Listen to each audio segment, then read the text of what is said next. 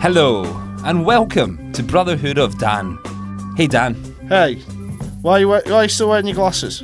Well, we started wearing glasses last week because, we hit 1,000 subscribers. So I think every 1,000 subscribers, I can wear something different. Take the glasses off and change it for something else. Maybe some fish earrings. We have 1,200 followers on YouTube. Thank you so much. But you only did that by liking and subscribing.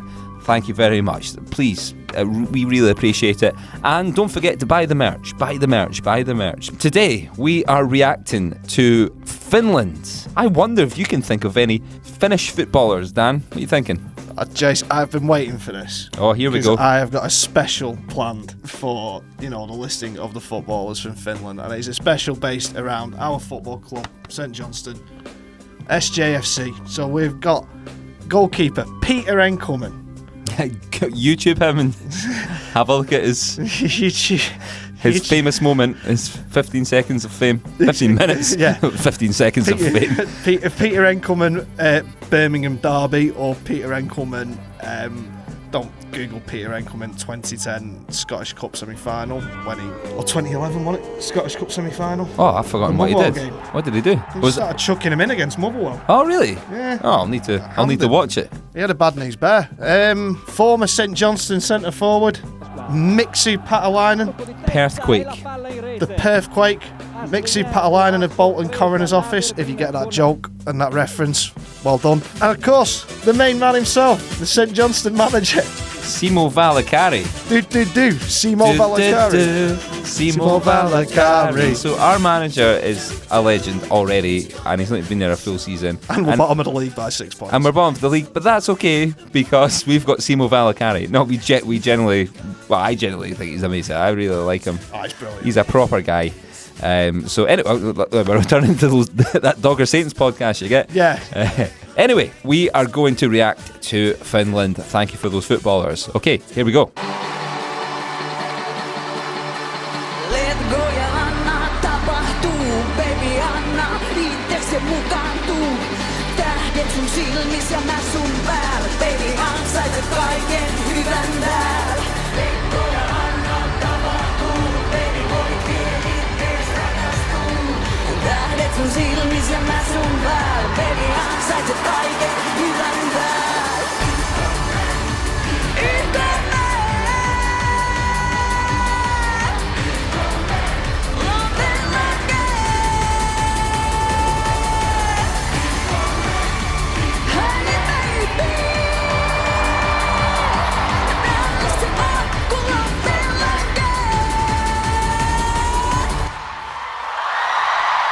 I've seen this. This is Dan's first time. It's quite something. I mean, Finland just refused to be normal, and I'm a big fan of it.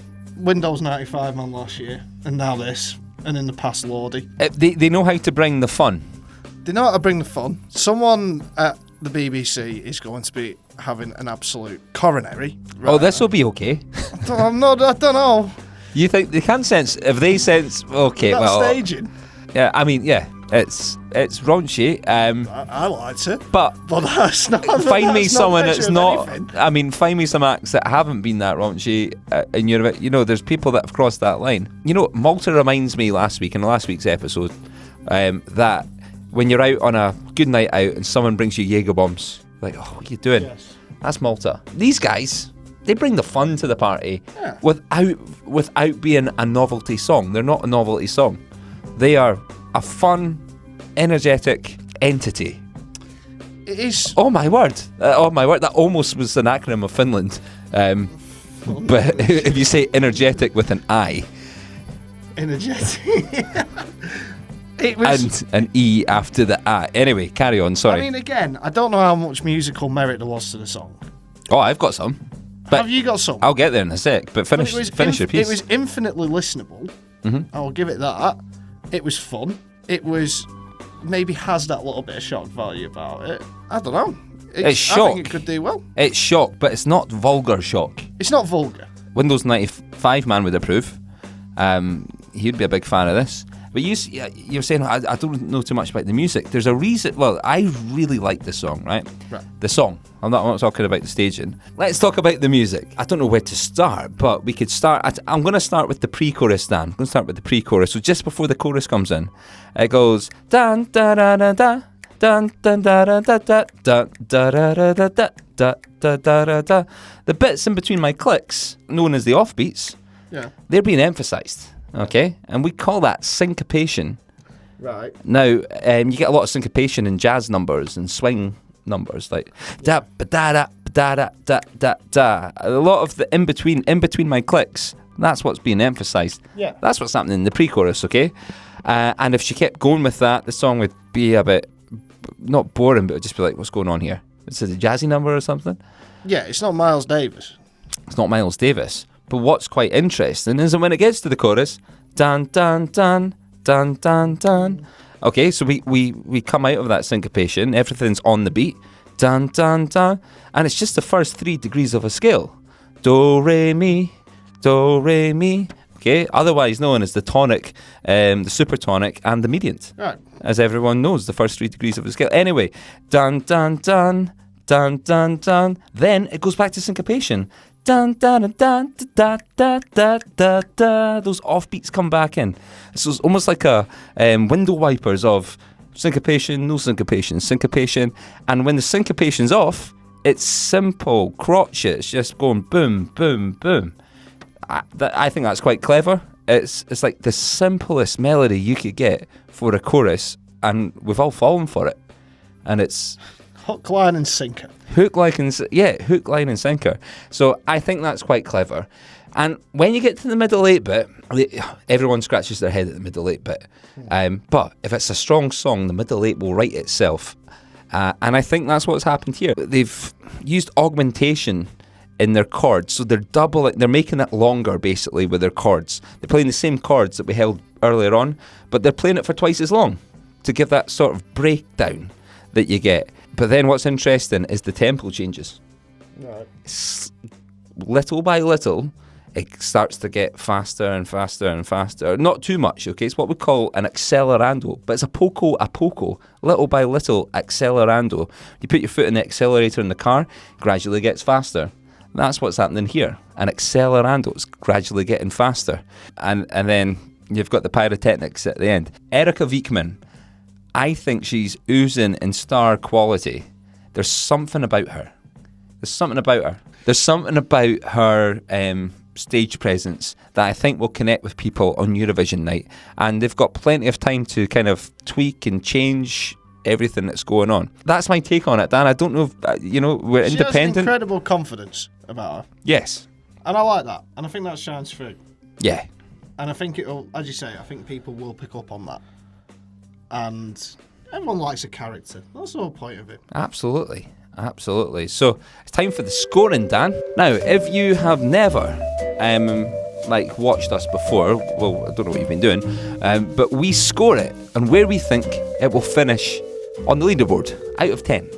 All right, so it's not really our opinion on the song, it's where we think it's going to finish. We're never wrong with our predictions. We're never wrong. Watch our previous videos back and you will see that's why the odds at the bookies change when we make our predictions.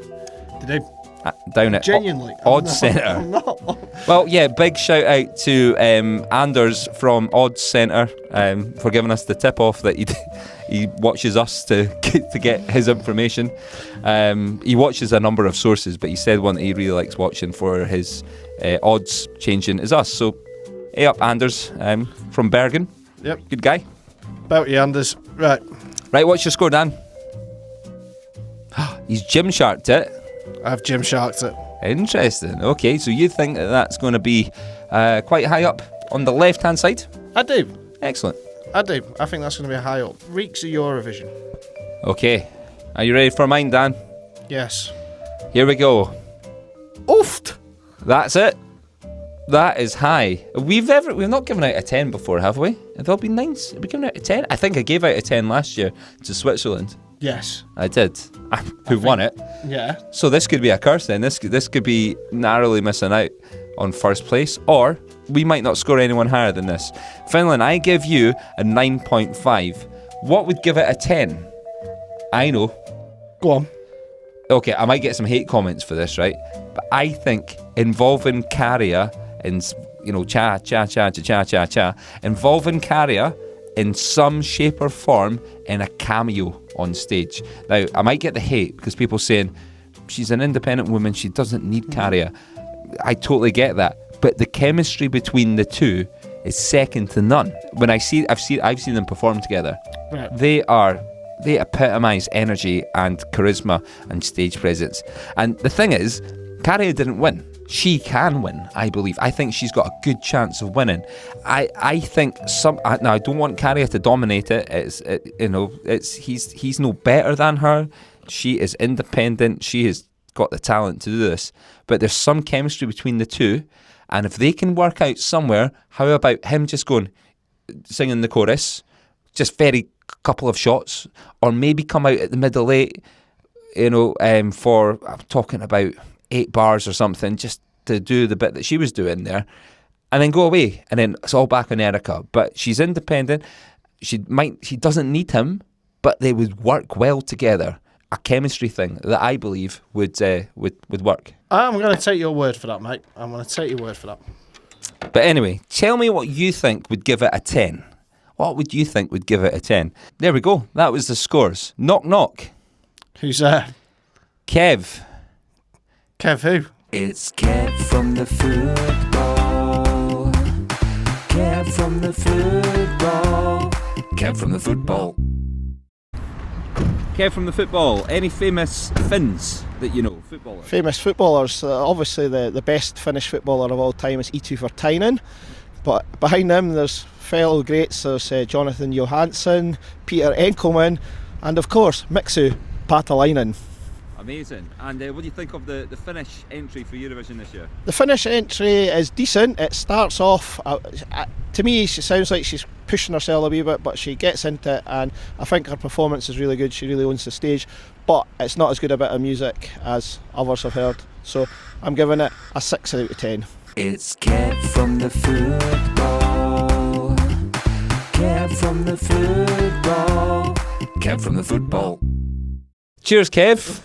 Nice of him to bring up some of the same Finns that you mentioned in the football there. But anyway, thanks for tuning in. Thank you for subscribing. Most folk drop off about now when we're doing the sign off, but you stay with us right now and subscribe to us. And big shout out to Martin from Let Me Be The One, the most amazing Eurovision show you can get on Bradley Stoke Radio.